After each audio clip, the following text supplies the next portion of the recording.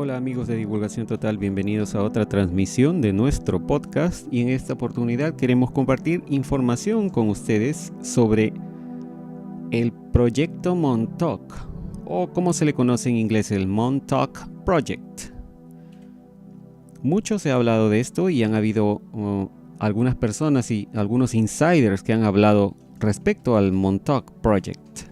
Así que vamos a compartir alguna información que hemos encontrado online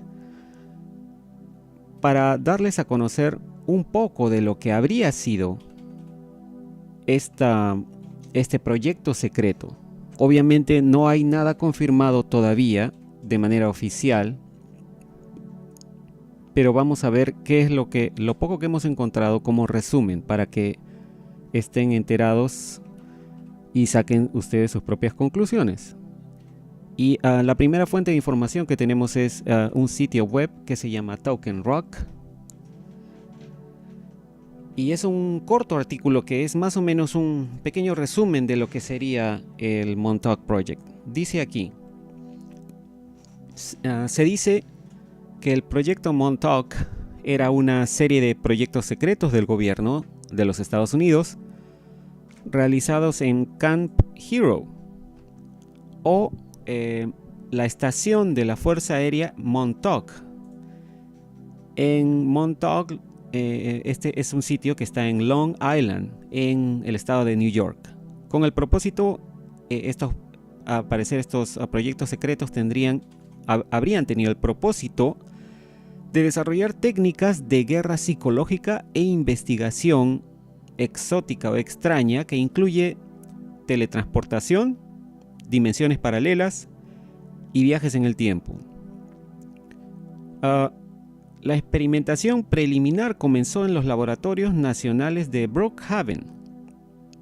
Según este artículo, el Dr. John von Neumann intentó conectar computadoras con mentes humanas y aparentemente tuvo éxito más allá de sus más locos sueños.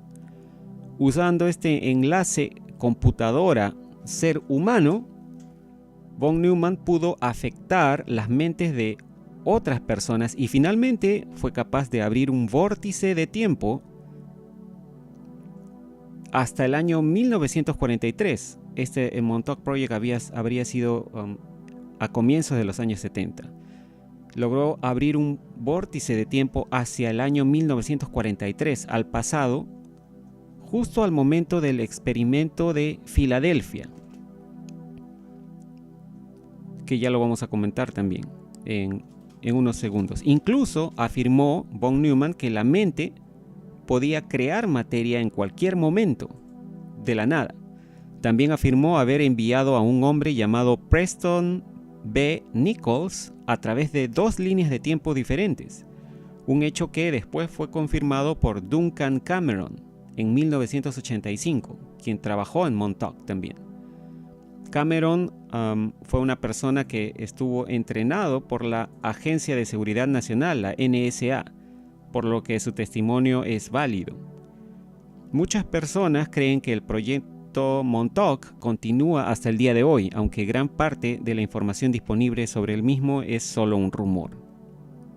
En 1943 se estaba investigando la invisibilidad de los radares y esto se hacía a bordo del USS Eldridge, que era una nave, un barco militar, bajo el título del Proyecto Montauk. Dado que el USS Eldridge, este barco, estaba atracado en la yarda naval de Filadelfia, comúnmente a este evento se le conoce como el Experimento de Filadelfia. Ahora, el objetivo de este proyecto Filadelfia era hacer que la nave desapareciera para no ser detectada por los radares. Este experimento en Filadelfia con el USS Eldridge se logró y la nave se hizo invisible, de acuerdo a algunos insiders y algunos testigos que han hablado. La nave se hizo invisible a simple vista, eliminándola no solo de los radares, sino también de la vista simple de los que estuvieron presentes. Y obviamente, al parecer, también fue eliminada del tiempo y el espacio. Pero este experimento tuvo efectos secundarios inesperados y drásticos, de proporciones catastróficas con las personas involucradas en él. Los marineros que estaban presentes en la nave fueron transportados fuera de nuestra dimensión junto con la nave. Cuando regresaron, estaban desorientados y horrorizados. Algunos inclusive en realidad, al volver, estaban incrustados sus cuerpos en el casco metálico de la nave. Como que su cuerpo había sido mezclado con el metal. No todos sobrevivieron, pero los que lo hicieron fueron expulsados como mentalmente no aptos y dados de baja de la Marina norteamericana en un esfuerzo por encubrir el experimento. El doctor John von Neumann continuó investigando después de la guerra con el objetivo de descubrir qué fue lo que pasó y por qué las personas no podían estar sujetas a fenómenos interdimensionales sin causar desastres. Ya esta nueva investigación la desarrolló bajo el proyecto Fénix. Von Neumann tenía amplios recursos a su disposición a través del ejército, que incluía una base de datos de investigación psicológica nazi. Con esto, von Neumann intentó conectar la tecnología informática con sofisticados equipos de radio para poder conectar las mentes de las personas con las computadoras. Tuvo éxito en recibir pensamientos humanos que eran recibidos por receptores de radio de cristal, y estos eran transmitidos a una computadora que almacenaba los pensamientos recibidos como fragmentos de información. Estos fragmentos de datos podrían manifestarse ya sea en la pantalla de la computadora que tenían en ese tiempo, o también podían imprimirse en un papel, creando de hecho una máquina de lectura mental virtual. Con esta tecnología, un psíquico podría tener un pensamiento que se transmitiría a la computadora, y esto afectaría la mente de otro ser humano. Después de que el Congreso norteamericano leyó el informe, ordenaron que el proyecto se disolviera por temor a que sus propias mentes fueran controladas. Pero en el sector privado, como siempre ocurre, no hicieron caso a la orden del Congreso de disolver el proyecto y ofrecieron a los militares utilizar esta tecnología en la guerra para controlar las mentes enemigas. Un grupo secreto con vínculos militares y profundos bolsillos financieros desarrolló una nueva instalación de investigación en una base abandonada de la Fuerza Aérea, esto ya en Montauk Point, como dijimos, en Nueva York. Esta estación aérea albergaba una antena de radar SAGE, del sistema SAGE, que emite de 400 a 425 MHz de frecuencia, la cual es la misma banda de frecuencia necesaria para entrar en la conciencia de la mente humana. Aquí estamos viendo una fotografía. Este es el ANFPS-35, el radar en Camp Heroes State Park, esto en Montauk, en el estado de Nueva York. Y este es el radar que es la pieza central en la conspiración del proyecto Montauk. Dice acá, esta foto es de Wikipedia, dice que estuvo en operación desde el año 1960 hasta el año 1984. Y continuamos con el artículo, dice: en 1972, el proyecto Montauk estaba en pleno desarrollo con experimentos masivos de control mental que se realizaban en humanos, animales y otras formas de conciencia. Pero Montauk no se detuvo allí. Continuaron desarrollando las habilidades psíquicas de las personas usando hardware o aparatos para amplificar sus pensamientos, manifestando así ilusiones tanto subjetivas como objetivas. Llegaron al extremo de descubrir que un psíquico podía manifestar la materia para hacerla aparecer en cualquier momento dado. Fue este descubrimiento el que condujo a la idea de doblar el tiempo. Después de años de investigación se abrieron portales de tiempo con experimentos masivos e indignantes. El proyecto Montauk llegó a un clímax sumamente extraño con un vórtice temporal que se abrió desde ese momento, en los años 70, hacia el pasado, hacia 1943, justo al momento del experimento original de Filadelfia. Y esto es lo que dice el artículo de este sitio web, Token Rock. Ahora pasemos a un blog. Esto es un blog o un foro que se llama Antiquities Discussion o Discussion. Es un foro en donde su creador y las personas que entran comentan información de este tipo. Y aquí han publicado una de las entrevistas, un extracto, no es toda la entrevista completa, es un extracto de una entrevista que hizo David Wilcock a su informante, a su insider, llamado Daniel, o Daniel, como le dice David Wilcock. Y vamos a revisar qué es lo que dice esta entrevista. Es un extracto, como dijimos, no está lamentablemente la entrevista completa. Pero este insider de David Wilcock, llamado Daniel, o Daniel, trabajó en el proyecto Montauk, según el testimonio que le ha dado a David Wilcock. Y vamos a las preguntas que le hicieron. Es un cuestionario. Una pregunta dice, ¿qué fue lo que hiciste en Montauk?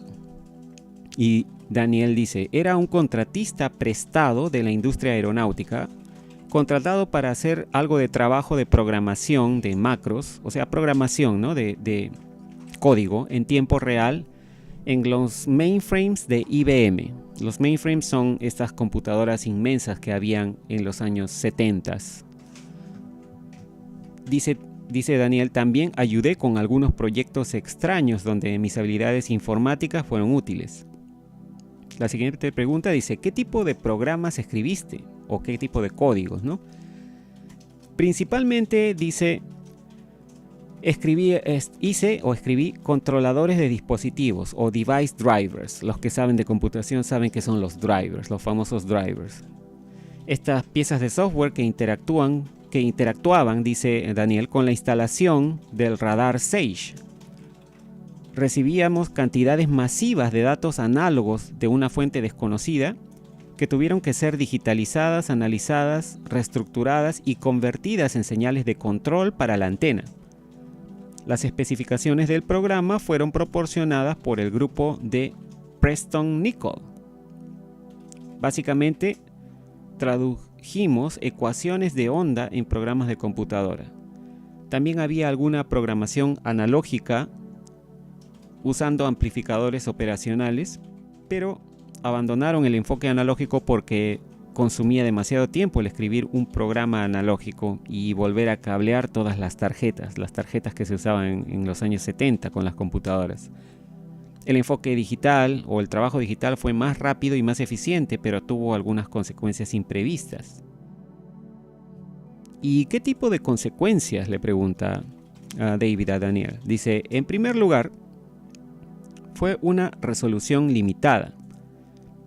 Una onda sinusoidal es una señal, en una señal analógica es solo eso, es un seno, una onda sinusoidal. Cuando la computadora agarra esta onda, tiene que hacer una aproximación. Dice él, es como tratar de transformar un tobogán o un slide a una escalera, pero con pasos o escalones muy pequeños. Esos pasos introducen ruido y armónicos en la señal, los cuales no existen en una señal analógica. Dice Daniel, teníamos filtros especiales para suavizar esos pasos, pero nunca el resultado fue perfecto. Y en segundo lugar, dice Daniel, lo que se llama, el problema era lo que se llama la precisión de coma flotante. Puedes recordar, dice, que en los viejos tiempos las calculadoras no funcionaban del todo bien. En esa época tú ponías en una calculadora 2 más 2 y el resultado era 1.9999. Era el mismo problema entonces. No es un problema real cuando se usaban números enteros, pero algunas de las magnitudes implicadas requerían matemática de coma o de punto flotante, que típicamente estaba limitada a 15 dígitos de precisión en ese momento. Pequeños trozos de datos cayeron aquí y allá y los resultados fueron solo aproximaciones, no cálculos exactos. Una mayor precisión era demasiado lenta para las computadoras de esa época. Y el tercer problema fue un error de límite, que ocurrió cuando las señales recibidas se salieron del rango de diseño. Dice Daniel, es similar a subir el volumen de un micrófono tan alto que la forma de onda de la señal de audio queda cortada, como una distorsión, ¿no? Y cuarto, el cuarto problema era simplemente la velocidad de procesamiento. Una sala llena de estos mainframes, de estas inmensas computadoras antiguas, las IBM 360 de aquel momento, no podría competir con la típica laptop de estos días.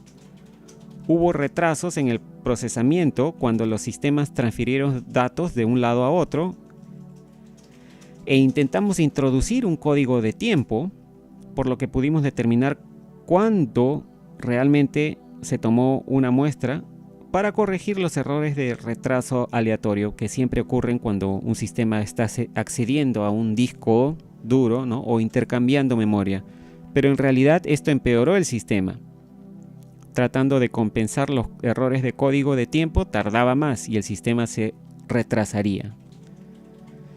Y la siguiente pregunta le dice, ¿cómo afectaron estos problemas los resultados de los diversos proyectos?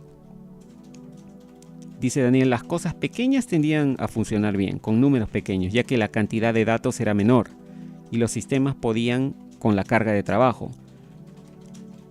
Pero cuanto más grandes eran los datos que se introducían, más errores se presentaban. Pero igual se obtenían resultados, así que a ellos no les importaba, dice.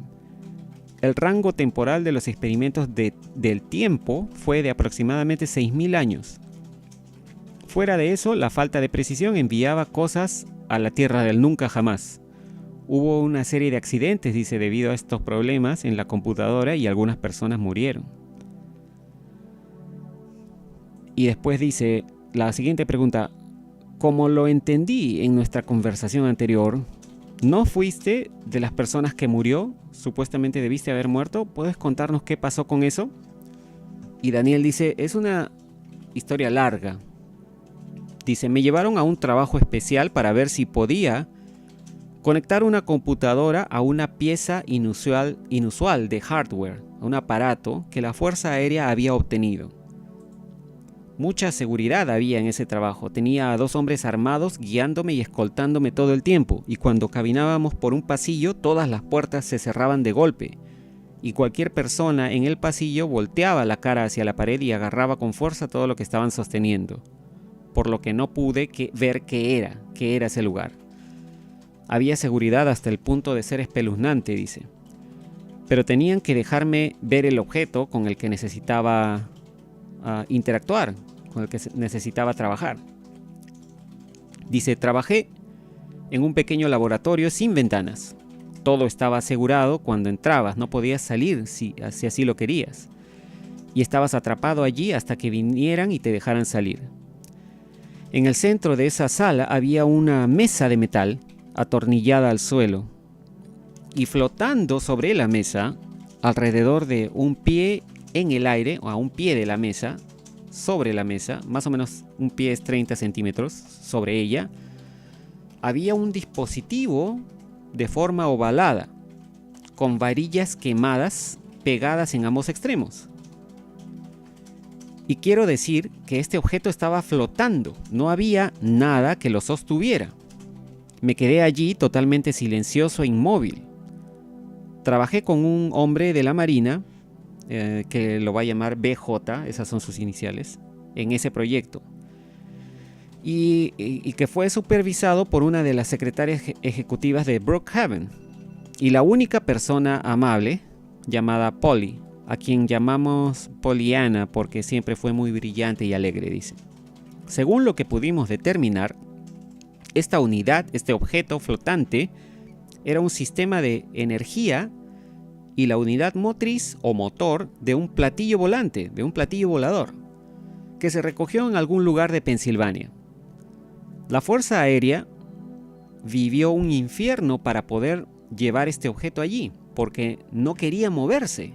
El objeto no quería moverse.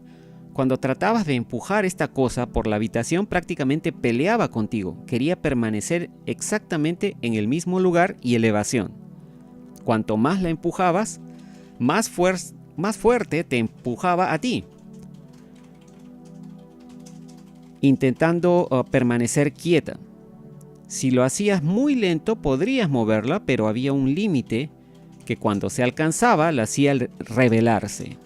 No pudieron llevarlo en un avión tampoco porque evitaba que el avión se moviera.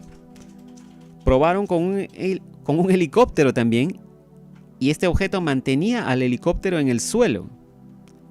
Finalmente lo tuvieron que llevar hasta ese lugar caminando en un pequeño carrito, empujándolo a mano. Mi trabajo, dice Daniel, consistía en descubrir cómo interactuar con este objeto para que pudieran ellos controlarlo y hacer que hiciera lo que ellos querían. Había un tipo de interfaz en uno de sus extremos, para lo cual tenían esquemas electrónicos. No sé de dónde los obtuvieron, porque era un sistema de fibra óptica que era bastante raro en la industria informática en esa época. Y le pregunta a David, ¿puedes describirlo mejor? Sí, dice, este objeto era un óvalo alargado de unos 2 metros de largo y medio metro de diámetro en el punto más ancho. En cada extremo habían varillas metálicas que estaban quemadas y derretidas. Habían paneles de acceso a los lados que pudimos quitar con una herramienta especial, no magnética. Aparentemente el objeto no tenía peso, estaba flotando, pero debe haberlo tenido, ya que cuando quitabas una de las cubiertas de los lados y la sacabas a más de unos centímetros de distancia, la cubierta se volvía bastante pesada. Si esta unidad no estuviera en funcionamiento, probablemente habría pesado varias toneladas, dice. Dentro del objeto, en el centro, había una esfera con largas varillas sobresaliendo en cada extremo, como pistones hidráulicos que podía separar la esfera en dos mitades. No podía poner ningún objeto al lado de la esfera porque literalmente lo empujaba. Cuanto más te acercabas, más fuerte empujaba la esfera. Pensamos que era el mecanismo antigravitatorio.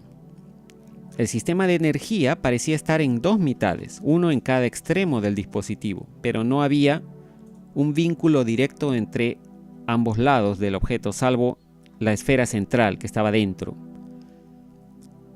Suponemos que era un sistema integrado, que la energía y el impulso antigravedad funcionaban juntos y que uno era el subproducto del otro.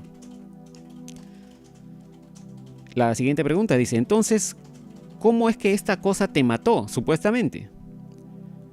Déjame explicarte eso poco a poco, dice. Pasamos semanas trabajando en este dispositivo, en este objeto, a veces durante la noche porque era un proyecto fascinante. Me las arreglé para descubrir las señales de entrada y salida y obtuvimos algún tipo de respuesta del objeto, lo suficiente como para poder hacerlo volar por el laboratorio. Era un movimiento muy desigual, dice, y curiosamente no tenía inercia. Se movía como en pasos fijos, no suavemente. La primera vez que lo movimos nos hizo reemplazar una sección del techo, ya que voló unos 10 pies o unos 3 metros hacia arriba de un solo golpe.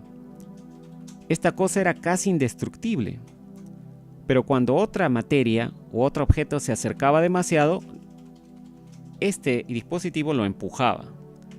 Este sistema estaba controlado por algo similar a los acordes musicales, dice. La diferencia de fase entre las notas controlaba las magnitudes y la ubicación de la fuerza antigravitacional a su alrededor. La computadora transmitía lo que sería algo así como una canción geométrica hacia el objeto, creando ondas estacionarias sobre la esfera central donde los picos y valles de las ondas regularían las fuerzas antigravitacionales. Entonces nosotros en esa época especulamos que los extraterrestres probablemente solo le cantaban, entre comillas, a su nave para hacerla funcionar. El sistema de poder o de energía tenía 3 modos, dice.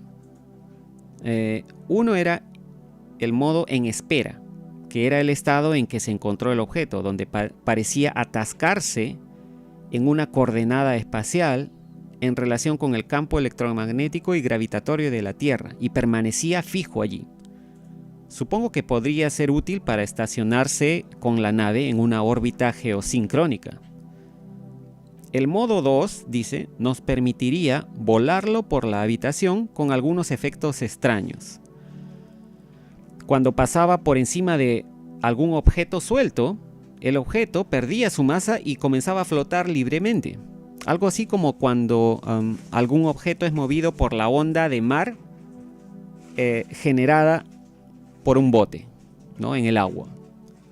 Teníamos que tener cuidado en este modo porque este objeto, esta unidad, emitiría rayos X ortogonales al centro, algo así como los anillos de Saturno, dice, en varias bandas, como una energía cuantificada. No estábamos seguros de lo que haría el modo 3, ya que ya habíamos descubierto el encendido y el apagado. Estábamos pensando quizá Warp Drive o algo así, ¿no? Tenía que descubrirlo, dice Daniel. Entonces tomamos muchas precauciones para probar el modo 3, sabiendo que emitiría una radiación peligrosa en una estructura similar a un anillo. Me aseguré de estar detrás de él, detrás del objeto, fuera de uno de los extremos achatados, para estar fuera de peligro. BJ prefirió estar de pie detrás de los paneles de plomo, de unos paneles de plomo que tenía en el laboratorio. Pero yo quería ver qué haría el objeto. Entonces lo encendimos simplemente usando la configuración de potencia principal acelerada al modo 3. Y la unidad, este objeto, comenzó a desaparecer. Se estaba reduciendo a lo largo de su longitud, formando una neblina extraña y verde.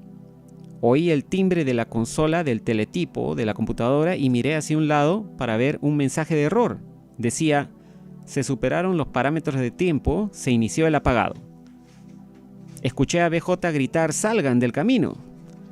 Aparentemente unos rayos de energía salieron disparados de las varillas quemadas en los extremos del objeto y en ambas direcciones, golpeándome directamente en el pecho, enviándome volando hacia atrás.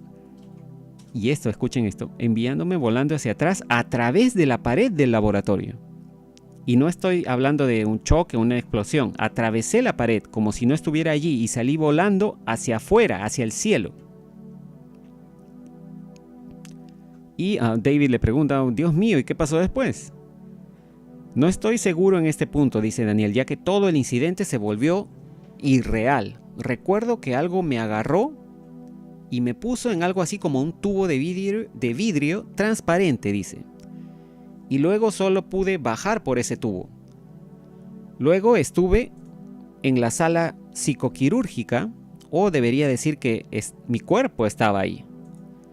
Yo estaba en la esquina de esta habitación, es como una enfermería, ¿no? Parece del lugar, mirándome a mí mismo con un elegante uniforme militar, muerto e inerte mi cuerpo allí en la mesa de operaciones, pero sin un rasguño.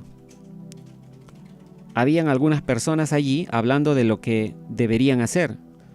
Una mujer, una mayor militar, decía que deberían abandonar mi cuerpo como una especie de, como una muerte en el camino, como si fuera una muerte en el camino, un término que usaban para deshacerse de las víctimas de los accidentes en el proyecto Montauk.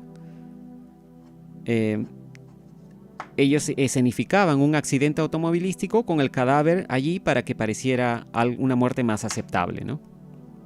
Entonces, la puerta de la sala psicoquirúrgica se abrió de golpe y un hombre rubio, con el pelo largo, vino diciendo: no, lo necesitamos. Y se plantearon las objeciones típicas, ¿no? El resto de los que estaban presentes dijeron: ¿para qué diablos? Solo es una mano de obra contratada. Y el tipo rubio dijo: No dijo nada, dice, pero insistió en que me trajeran de vuelta. Recuerdo haber tenido una reacción emocional hacia este tipo rubio, dice él, como si realmente entendiera lo que estaba pasando y fuera un buen amigo. Y aquí la cosa se pone aún más extraña, dice en este punto. Por favor, continúa, le dice David. Y Daniel sigue. Dice, mi cuerpo estaba muerto. No había ninguna energía de vida en él. Bien podría ser solo un montón de químicos sobre la mesa. No hubo ningún procedimiento médico que pudiera ayudarme. Entonces el tipo rubio, que aparentemente era un psíquico bastante poderoso, sabía que mi conciencia estaba allí y comenzó a hablar conmigo, ignorando a los demás en la habitación.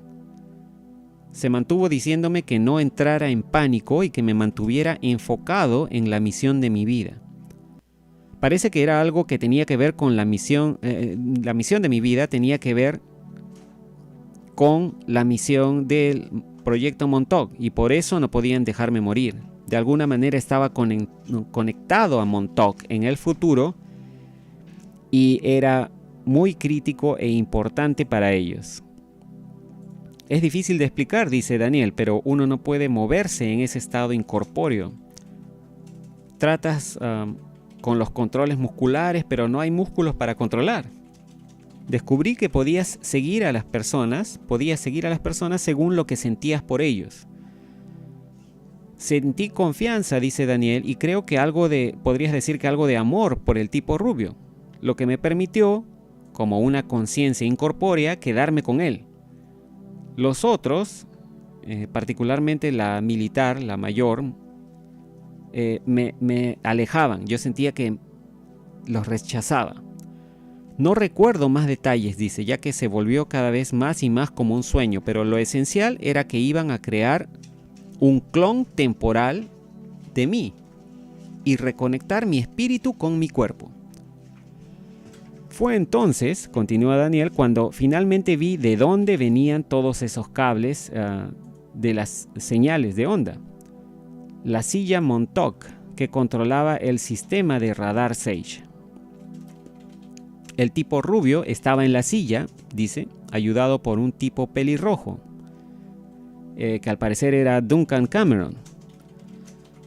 Por lo que he podido recordar a través de la hipnosis, al parecer retrocedieron en el tiempo con la silla al instante en que puse modo 3 en el objeto y obtuvieron una copia de mi cuerpo. Fue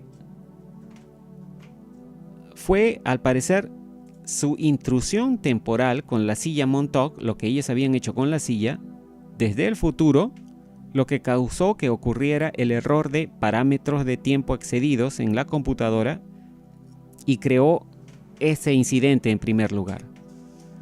Durante la hipnosis, dice Daniel, yo estaba hablando de un bucle o un loop. Ellos causaron el accidente que los hizo usar la silla para arreglar el accidente, lo cual a su vez causó el accidente, algo así como un nudo espiritual. Con un clon temporal exitoso, ahora tenían un yo muerto y un yo vivo. Ninguno con conciencia, porque cuando me agarraron del pasado, ese acto me quitó la conciencia. Tenían un cuerpo animado, todavía con alma, pero sin espíritu, dice. Luego, recuerdo haber sido arrastrado a una habitación circular con mi cuerpo vivo tirado en el suelo en medio de un pentagrama, con velas y personas cantando. Sentía que me estaban jalando hacia abajo, dice, como si me absorbieran en un remolino. El tipo rubio estaba en el centro con sus manos sobre mi cabeza. Luego salí de allí y estaba sentado frente a un terminal de computadora en mi antiguo trabajo, un poco aturdido. Mi antiguo jefe entró por la puerta y me dijo: ¿qué haces aquí tan temprano? Miré el reloj y el reloj me decía que eran 6 en punto, aparentemente de la mañana. No estaba en Montauk, estaba en mi trabajo habitual, sin ninguna memoria de lo que había estado trabajando anteriormente. Luego de estas experiencias me tomó más de 20 años recuperar lo que había sucedido ese día. Y la siguiente pregunta dice, es ciertamente una historia fascinante, parece que te hacen pasar por un ritual negro para reencarnar tu conciencia en tu cuerpo. Y Daniel dice, muy posiblemente. He tenido pesadillas acerca de ser perseguido por tipos masones después de rituales extraños en iglesias muy lujosas, generalmente siendo golpeado por un dardo y quedando inconsciente. No sé cómo encaja todo esto, pero tenían algunas conexiones bastante extrañas con Crowley, parece, en Montauk. Obviamente se refiere a Aleister Crowley, ¿no? Este satanista tan conocido. Y bueno, aquí culmina la parte en donde el extracto de esta entrevista, que al parecer es muchísimo más larga, pero no hemos podido encontrar más información sobre esta entrevista al insider Daniel de David Wilcock. Y este es solo uno de los testimonios sobre el proyecto Montauk. Hay mucho más por compartir. Al parecer esta silla que estaban usando allí, según ha dicho David Wilcock, era una silla que habían sacado también de un platillo volador extraterrestre, y utilizando esta silla al parecer habían podido no solo viajar al pasado, sino también habrían estado intentando ver el futuro, dice David Wilcock. Y no solo eso, en algunas conferencias David Wilcock también ha dicho que cuando los miembros del proyecto Montauk intentaban ver más allá del 2012, ya no podían ver nada. Parecía como que en el 2012 había un corte y ya no se podía ver ninguna posibilidad de futuro después del 2012. Como que no había certeza de qué líneas de tiempo podrían seguirse después de esa fecha. Lo cual es una cosa muy extraña que nos llamó mucho la atención. Pero bueno, vamos a dejar esta información allí. Vamos a tratar de recopilar más información con respecto a este proyecto Montauk y todos los insiders que han hablado al respecto, porque al parecer fue la fuente para varios tipos de experimentos, no solamente ir al pasado o ir al futuro, sino también para control mental, para desarrollar naves antigravedad y tantas otras cosas que nos han ocultado durante todos estos años. Gracias por estar siempre pendientes de nuestras transmisiones y no se olviden, suscríbanse a nuestro canal de YouTube, compartan este video también para generar más conciencia sobre estos temas y síganos en nuestras redes sociales. Pronto vamos a tener mucha más información al respecto de estos temas que son tan fascinantes. Gracias por escucharnos en esta oportunidad y nos encontramos en la próxima transmisión. Hasta luego.